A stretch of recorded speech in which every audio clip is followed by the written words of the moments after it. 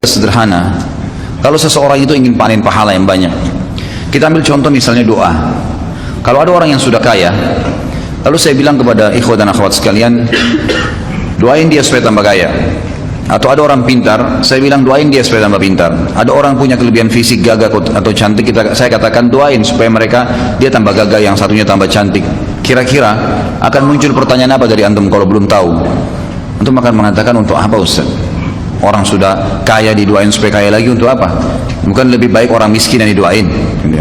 Atau orang gagah dan cantik, atau orang yang pintar, bukankah lebih baik orang bodoh yang didoain supaya pintar?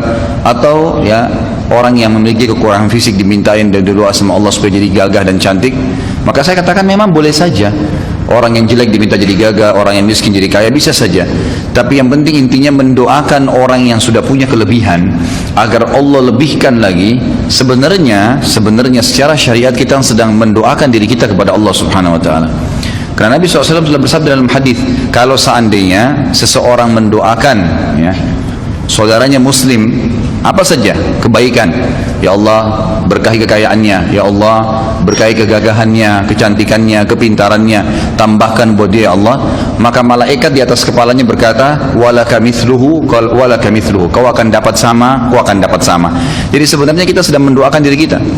Karunia dari Allah Subhanahu wa taala, Allah meminta kita agar tidak cemburu dengan orang, tapi kita malah mendoakan kebaikan. Ternyata itu kata kuncinya agar kita mendapatkan apa yang dimiliki oleh orang itu. Seperti itu kurang lebih. Jadi jangan dibalik, jangan malah hasud, jangan malah jengkel, iri, dengki dengan orang yang punya kelebihan. Tidak, doain dia, gitu kan? Doain dia. Begitu pula sebaliknya, jangan doain orang keburukan. Benci dengan tetangga, ya Allah matikan. Malaikat bilang apa di atas kepalanya? Walaka mithluhu, walaka mithluhu. Kau dapat sama, kau dapat sama, gitu kan? Loh iya, bisa dia mati duluan sebelum tetangganya, kan gitu. Jangan doain keburukan orang lain. Dan dalam Islam selalu disuruh hati kita bersih, selalu niat yang baik lah ya, enak saja hidupnya. Kalau ada orang berbuat jahat dengan kita, lalu kita doakan untuk dia kehancuran, ghibah, fitnah, ngambil hak kita, ya Allah matikan dia, putuskan urat sarafnya.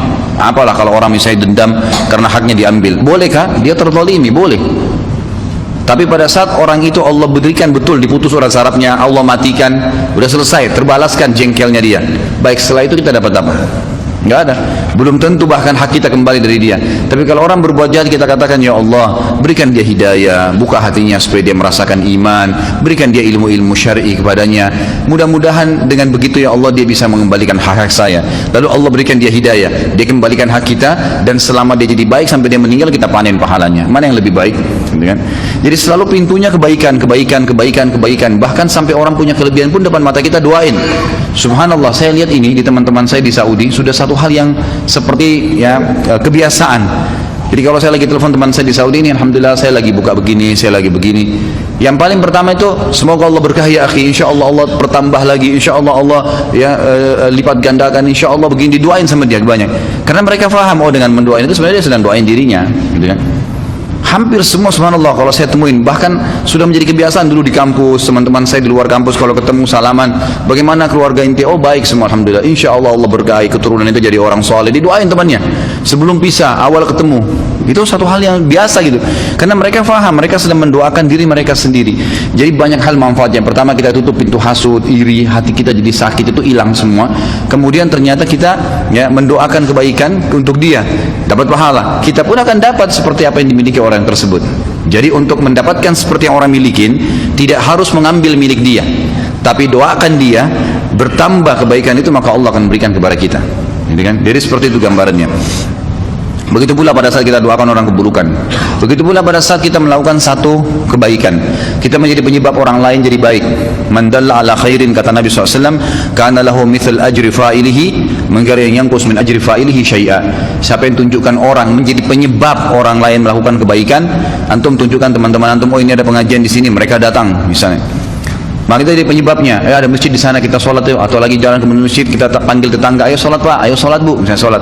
Orang ikut sholat, kita dapat pahala, dia juga dapat pahala. Tapi Allah berikan kepada kita pahala seperti dia tanpa dikurangin pahalanya. Siapa yang menjadi petunjuk saja orang berbuat kebaikan, maka dia akan dapat pahala pelakunya tanpa dikurangi sedikit pun dari pahala pelakunya. Jadi kalau ada orang nanya di mana alamat ini, di mana alamat itu, semuanya baik, masjid, majelis taklim, dia mau silaturahim keluarganya, tunjukin. Sebaliknya, man dalla ala syarrin, siapa yang menunjukkan kepada keburukan, kana lahu mithal ya wazri fa'ilihi min ghairi yanqus min wazri fa'ilihi syai'a. Siapa yang menunjukkan kepada keburukan, maka dia akan panen dosa seperti pelakunya, gitu kan? Tanpa dikurangi sedikit dari dosa pelakunya. Ada orang tanya di mana alamatnya diskotik ini, oh di sana, dengan semangat dia tunjukin. Dan itu orang itu mabuk-mabuk semua, dia tidur di rumah, dia dapat dosa sama, gitu kan? Ya, jadi kalau keburukan jangan ditunjukin, gitu. Gitu ya Pak Yo ya. Ya, jadi nggak boleh nunjukin keburukan. Ya. Jadi seperti itu dalam Islam. Nah, ada juga hal-hal kaidah dasar dalam Islam. Apa yang antum pernah lakukan pada seseorang, itu dengan hukum Allah Subhanahu Wa Taala, dengan sunnatullah akan terjadi pada kita. Misal, ada satu keadaan di mana orang sangat kepepet butuh bantuan. Datang, kadang-kadang Allah uji kita dengan cara itu. Ada orang datang tiba-tiba sampaikan, saya lagi begini, saya lagi begini, saya lagi begini. Allah mau lihat nih, bantu nggak? Baik, kita bantu misalnya dengan si ikhlasnya, baik silahkan. Pastikan ikhwas sekalian dan akhwat, satu waktu Allah akan membuktikan kebenaran sunnahnya, hukumnya. Nanti akan datang waktu antum kepepet sekalian, akan ada orang yang bantu antum. Nabi SAW mengatakan, kama tadinu tudan, sebagaimana kau memperlakukan orang lain, kau akan diperlakukan. Apapun sifatnya, gitu kan? Dalam sabda Nabi SAW yang lain apa? Jagalah kehormatan kemaluan kalian, Allah akan jaga kehormatan kemaluan pasangan kalian. Sucikan diri kita, istri kita dijaga oleh Allah Subhanahu Wa Taala. Kita selingkuh di sana, ini juga selingkuh. Harus hati-hati. Nah, dan berbaktilah kepada kedua orang tua kalian. Allah akan membuat anak-anak kalian bakti dengan kalian. Kata kuncinya itu. Ternyata sebagaimana kita memperlakukan seseorang, apa yang kita lakukan, Allah akan balas dengan hal yang sama. Tadi itu contoh kebaikan, gitu kan? Menjaga kemaluan dari yang haram, bakti dengan orang tua, bersedekah, kebaikan-kebaikan yang kita kerjakan. Nanti akan datang waktu Allah buktikan tuh, kita butuh dan Allah bantu. Ada orang pernah utang, dia bilang saya nggak mampu bayar, ya sudahlah saya maafin. Pastikan satu waktu antum akan punya keadaan nanti di mana mungkin lagi belanja di toko orang, kalau antum tidak punya utang, udah nggak usah bayar, nggak apa-apa, digratisin. Itu akan datang ya, bagaimana Allah membuktikan bahwasanya kamu pernah berbuat baik ini, Allah akan balas. Ya, jazakallah khair. Kalau ada orang sebaliknya, kita berbuat keburukan, kita pernah mencemar namanya orang lain, kita pernah mengambil haknya orang lain, kita pernah iri dengan orang lain, maka pasti akan terjadi hal yang sama. Akan datang orang lain iri juga dengan dia. Akan datang satu waktu, mungkin bukan pada saat itu, tapi akan terjadi dalam kehidupannya. Allah akan buktikan itu. Siapa yang merusak namanya orang lain, seperti itu. Apa saja perilaku yang kita pernah kerjakan pada seseorang, baik atau buruk, akan terjadi hal yang sama. Hadis Nabi SAW tadi saya bilang, kama tadinu tudan, sebagaimana kau memperlakukan orang lain, kau akan dibalas hal yang sama. Dalam hadis yang lain dikatakan, al jaza min jinsil amal, balasan akan datang sesuai dengan perilaku atau perbuatan seseorang. Dan ini jelas sekali.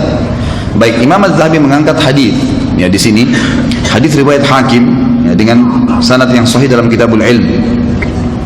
Dan juga ini Imam Az-Zahabi mensahihkannya. Man akala bi muslimin aklatan at'amahu Allahu biha aklatan min nari yaumal qiyamah.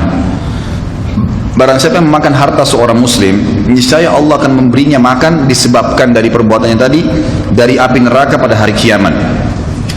Wa man aqama bi muslimin maqama sum'atin, dan barang siapa yang meletakkan seorang muslim pada kedudukan sum'ah. Sum'ah itu memaksanya pada keadaan hanya dia malu, dipermalukan di depan umum.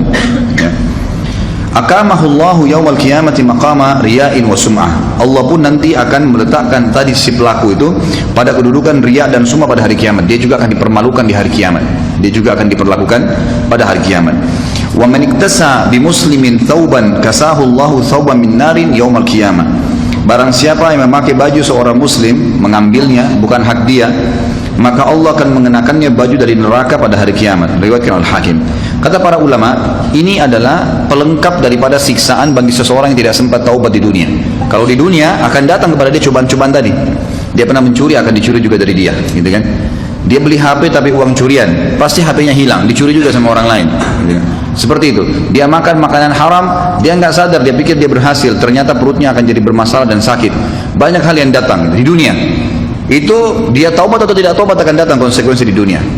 Kalau dia tidak taubat, lebih berat lagi, karena di akhirat Allah akan berikan balasan yang setimpal dengan perbuatannya tadi. Dia merusak namanya orang lain, dirusak juga namanya hari kiamat, dipermalukan juga. Dia mau ngambil makan bajunya orang lain, dia juga akan diberikan baju dari api neraka hari kiamat. Jadi begitu terus. Ada contoh hadis waktu kita bahas tentang masalah minuman keras, bab khamr, minuman keras haram, dosa besar awal-awal ya. Apa kata Nabi SAW? Siapa yang minum khamr di dunia, tidak sempat taubat sebelum meninggal, dia tidak akan meminumnya di akhirat. Balasannya ada, gitu kan?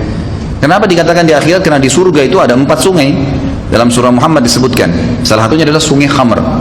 Sungai khamr, memang arak itu ada sungainya, tapi tidak memabukkan lagi di surga. Bahkan Allah SWT mengatakan wa khamrin ladzatin lisyaribin, dan khamr di surga nanti itu sangat lezat untuk diminum, gitu kan? Di sini sabda Nabi SAW, siapa yang minum khamr di dunia, dia tidak akan meminumnya di akhirat. Larangan Allah dilanggar sama dia, dia tidak sempat taubat sebelum meninggal, walaupun masuk surga kata ulama, di surga dia nggak minum. Dapat fasilitas yang semuanya yang ada, tapi yang ini tidak boleh, dia terharamkan. Mirip juga hadis yang sama, kata Nabi SAW tentang sutra dan emas bagi laki-laki kan. Waktu beliau angkat sutra dan emas, beliau mengatakan inna hadani haramun ala dhukuri ummati, 2 benda ini haram bagi laki-laki umatku. Lalu beliau mengatakan bagi laki-laki siapa yang memakainya di dunia, emas dan sutra tadi, maka dia tidak akan memakainya di akhirat. Maksudnya kalau dia meninggal tidak sempat tobat di dunia, maka dia terharamkan dari baju sutra di surga, dan juga dia tidak bisa menggunakan perhiasan dari emas yang memang dasarnya tembok-tembok rumahnya orang istana surga itu dari emas. Dia akan kehilangan masalah itu.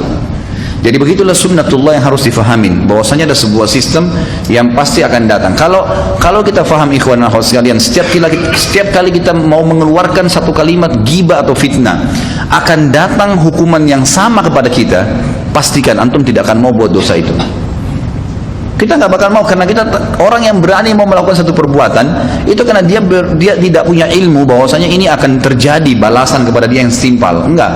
Tapi kalau dia faham, dia nggak bakal lakukan. Kita tidak akan ghibah, tidak akan ngambil barangnya orang, tidak akan melakukan perbuatan apapun yang berhubungan dengan mereka. Karena saya pernah jelaskan ada 2 dosa ya. Ada dosa yang merupakan hakullah dan ada hakku adami. Ada haknya Allah, sholat, ya, puasa, itu haknya Allah Subhanahu Wa Taala. Artinya kalau antum taubat, Allah terima, udah dimaafin sama Allah, nggak ada hubungan sama manusia. Tapi yang sedang kita bahasin adalah dosa yang kedua, hakku adami, hubungan dengan manusia, hubungan dengan makhluk, gitu kan? Nah ini kalau antum buat dosa ghibah misalnya, harus taubat kepada Allah dan harus minta maaf, perbaikin hubungan dengan dia. Nah ini yang berhubungan dengan manusia ini nggak bisa. Antum kalau yakin sentuh sedikit saja bukan barang antum, satu waktu barang antum juga akan disentuh. Bahaya sekali itu. Ya. Dalam masalah rumah tangga, sekali berbuat yang haram, terbuka pintu buat keluarga kita itu. Kecuali Allah SWT selamatkan, gitu kan? Maka kalau orang tahu pada saat dia berzina, ternyata terbuka pintu bahaya buat istrinya di rumah, dia nggak berani zina itu. Karena dia seperti buka rumahnya itu sebenarnya. Kan gitu. Kama tadinu tudan, sebagaimana kau perlakukan orang lain, kau akan diperlakukan. Bukankah seorang sahabat datang kepada Nabi SAW mengatakan, ya Rasulullah, saya siap jalankan semua syariat kecuali satu, izinkan saya berzina. Itu aja, saya nggak bisa tahan fitnah perempuan. Nabi SAW menghadap ke wajahnya berkata, kau mau nggak kalau ibumu dizinai orang lain? Dia bilang tidak ya Rasulullah. Baik, saudarimu mau nggak? Enggak. Anakmu? Enggak. Tantemu? Enggak. Artinya kalau kita lihat ibu kita sedang diganggu oleh laki-laki untuk dizinai, mau nggak kita lihat? Itu kita nggak mau. Saudari kita nggak mau, anak kita nggak mau, tante kamu nggak mau. Terus kenapa kau ridho melakukan pada orang lain? Artinya kata Nabi SAW, kalau kau buka pintu itu, terbuka pintu-pintu di rumahmu nanti, akan ada gangguan-gangguan yang datang. Kalau orang faham ini, dia tidak akan berani melakukan kesalahan itu. Antum matikan lampunya rumah seseorang iseng saja, satu waktu rumah antum dimatikan lampunya. Begitu konsepnya. Jadi harus paham. Orang kalau paham tentang konsep ini, maka dia tidak akan melakukan pelanggaran kepada manusia siapapun. Tidak usah dilayanin, gitu kan? Jangan sampai terjadi, berbahaya. Karena akan terjadi pada diri kita juga. Sebaliknya, kita berbuat baik sama orang, efeknya bukan hanya sekedar hubungan kita baik sama dia, bukan hanya sekedar dapat pahala, tetapi Allah Subhanahu Wa Taala juga ya membalas, nanti akan datang banyak kebaikan-kebaikan yang kita tidak sangka. Sekali kita bantu dia, kita akan dibantu satu waktu. Sekali kita pinjamkan, kita akan dipinjamkan. Sekali kita senyum, kita akan disenyumin. Begitu terus. Ya, begitu balasannya. Jadi tidak ada orang itu akan dibalas dengan keburukan.